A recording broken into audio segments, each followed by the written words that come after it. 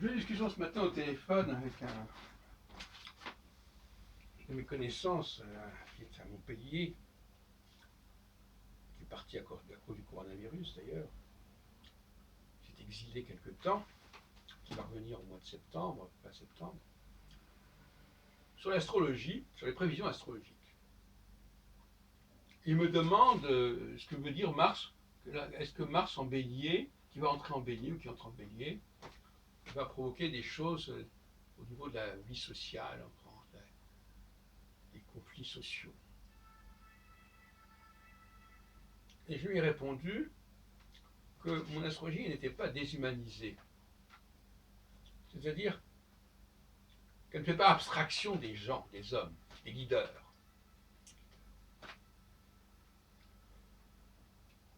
Tout dépend des leaders. Une configuration qui n'est pas déchiffrée par un leader, qui n'est pas scannée, qui n'est pas captée par un leader, elle est muette, elle est nulle. C'est comme si j'envoyais une longueur d'onde que personne ne peut recevoir, que personne ne peut capter. La nouveauté que j'introduis en astrologie, quelque part, même si on dira ben oui, ça a déjà été dit, etc., c'est l'idée que j'ai d'ailleurs souvent refusée, longtemps refusée, je reconnais, je m'en mets à culpa à ce niveau-là, l'idée que j'ai abandonné l'idéologie de l'astrologie mondiale par la Barbeau, comme quoi les configurations astrales produisent tel et tel événement. Et j'apporte cette condition que les configurations astrales existent, c'est une condition nécessaire, mais n'est pas suffisante parce que, justement, il faut un facteur supplémentaire, il faut une condition supplémentaire, il faut qu'il y ait quelqu'un pour la capter, pour la canaliser, cette énergie. Et il faut donc repérer les personnes capables de faire ça, c'est-à-dire le rôle des élections. S'il y a des élections, c'est par rapport à ça. Le droit constitutionnel est en phase avec ce que je dis. Il y a élection de celui qui va devoir canaliser, et puis il y a une périodicité qui est proposée, le mandat doit durer tant de temps. Évidemment, ça n'est pas exactement ce que je dis dans les détails, mais l'esprit est le même.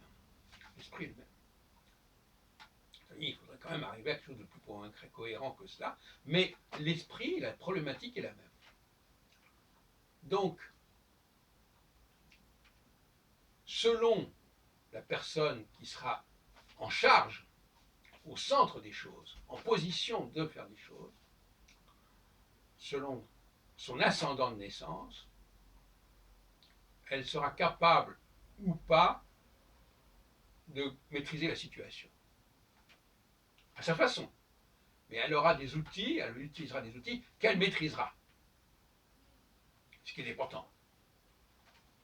Il ne faut donc pas mettre en charge quelqu'un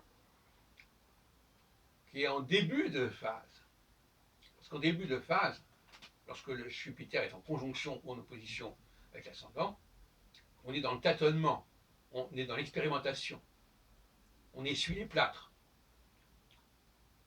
Donc mettre à la tête d'une structure, quelle qu'elle soit, quelqu'un qui est en recherche, je n'ai rien contre la recherche, bien entendu, mais la recherche, c'est quelque chose qui doit se faire en arrière-plan, si on peut dire, le back-office. Mais à un moment donné, il faut mettre en place, en poste, des gens qui ont maîtrise de leur outil, qui en connaissent les tenants et les aboutissants. Et donc ça, c'est une question. Alors, ce qui est un peu paradoxal, c'est qu'en astrologie, on a tout ça. Mais il y a une espèce de divorce entre l'astrologie mondiale et l'astrologie individuelle, globalement, qui fait que d'un côté, on a l'astrologie mondiale qui n'a pas l'élément approprié de l'étude de l'individu, des individus. D'un côté, on a l'étude des individus qui n'a pas le modèle approprié concernant le cosmos. Je pense notamment à ceux qui utilisent les directions primaires, alors qu'il faut considérer les transits d'une planète à l'ascendant.